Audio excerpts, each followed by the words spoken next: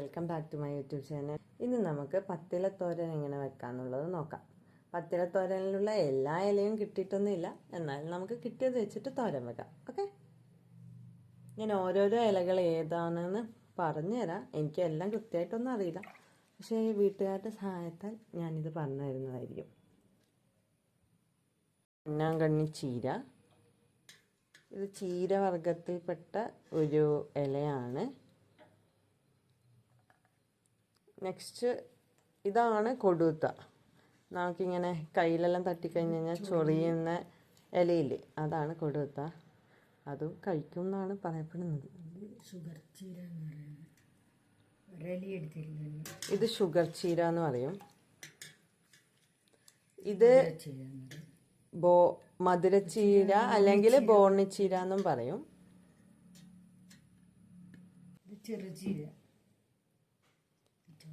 ഇത് ചെറുചീര, ഇതിൻ്റെ തണ്ടിലൊരു ചുവന്ന കളറുണ്ട്.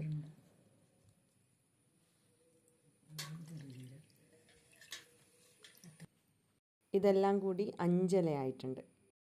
ഇത് കുമ്പളങ്ങയുടെ ഇലയാണ്.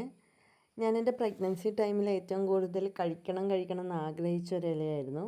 പിന്നെ വീട്ടിലമ്മ ഏതോ ഫ്രണ്ടിൻ്റെ വീട്ടിൽ നിന്ന് ആ ഇല തപ്പിപ്പിടിച്ച് കൊണ്ടുവന്നിട്ടുണ്ടായിരുന്നു. ഇത് കോവക്കേൻ്റെ ഇല. അടുത്തത് ബീട്രൂട്ടിൻ്റെ ഇലയാണ്. ഇതാണ് ബീട്രൂട്ടിൻ്റെ ഇല. പിന്നെ ഉള്ളത് വേറൊരു തരം ചീരയാണ്. ധാരാളത്തുനിന്ന് അമ്മമ്മ കൊണ്ടുവച്ചതാണ്. ഇതിൻ്റെ ടേസ്റ്റ് തവര ഇലയുടേതാണ്. തവര ഇല കിട്ടിയില്ല, അതുകൊണ്ട് അതിന് പകരമായിട്ട് നമുക്ക് ഈ ഇല യൂസ് ചെയ്യാം. ഇതിൻ്റെ പേരെന്താണെന്നറിയില്ല. ഇനിയുള്ളത് താളിൻ്റെ ഇലയാണ്. ഇതാണ് താളിൻ്റെ ഇല. ഇത് നിങ്ങൾക്ക് അറിയാമായിരിക്കും. ഇത്രയും ഇലകളാണ് എനിക്കിപ്പോൾ കിട്ടിയത്. ഇത് വെച്ചിട്ട് നമുക്ക് ഒരു ഉപ്പേരി ഉണ്ടാക്കാം, അല്ലെങ്കിൽ വറവുണ്ടാക്കാം. ഈ ഇല ചെറുതായിട്ട് അങ്ങ് മുറിച്ചിടുക. മുറിച്ചിട്ട് കഴിഞ്ഞിട്ട് ബാക്കിയുള്ള ഇൻഗ്രീഡിയൻസിനെ കുറിച്ചിട്ട് പറയാം.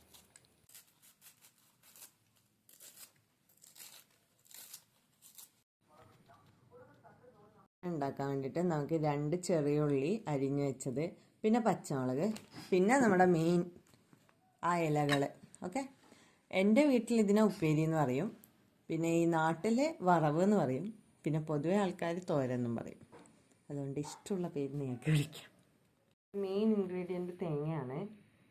അപ്പം നിങ്ങൾ ആവശ്യത്തിന് തേങ്ങ യൂസ് ചെയ്യുക. ഈ ഒരു സാഹചര്യത്തിൽ കുറേ തേങ്ങ എടുക്കാൻ വേണ്ടിയിട്ട് എനിക്ക് പറയാൻ വേണ്ടി പറ്റില്ല. എൻ്റെ വീട്ടിലുണ്ടായ തേങ്ങ ആയതുകൊണ്ട് ഞങ്ങൾ ഇത്രയും തേങ്ങ എടുത്തു. തേങ്ങയും ഉള്ളിയൊക്കെ ഒന്ന് ചെറുതായിട്ട് ചതുക്കുക, എണ്ണ ഒഴിക്കുക, എന്നിട്ട് അതിൽ കടുകിട്ട് പൊട്ടിക്കുക. അതിനുശേഷം കറിവേപ്പില ഇടുക. പിന്നെ ഈ ചതച്ച് വെച്ചത് ഒന്ന് വഴറ്റി അതിനുശേഷം നമ്മൾ മുറിച്ച് വെച്ച ഇലകൾ മൊത്തം ഇടുക. എന്നിട്ട് ഇത് ഇളക്കി അടച്ചു വെക്കുക 2 മിനിറ്റ്. അതിനുശേഷം നമ്മൾ അടച്ചു വെച്ചത് തുറന്ന് നോക്കുക. അപ്പം തന്നെ സംഭവം റെഡി ആയിട്ടുണ്ട്. അപ്പം നമ്മുടെ പത്തിലത്തോരൻ റെഡി. ബൈ.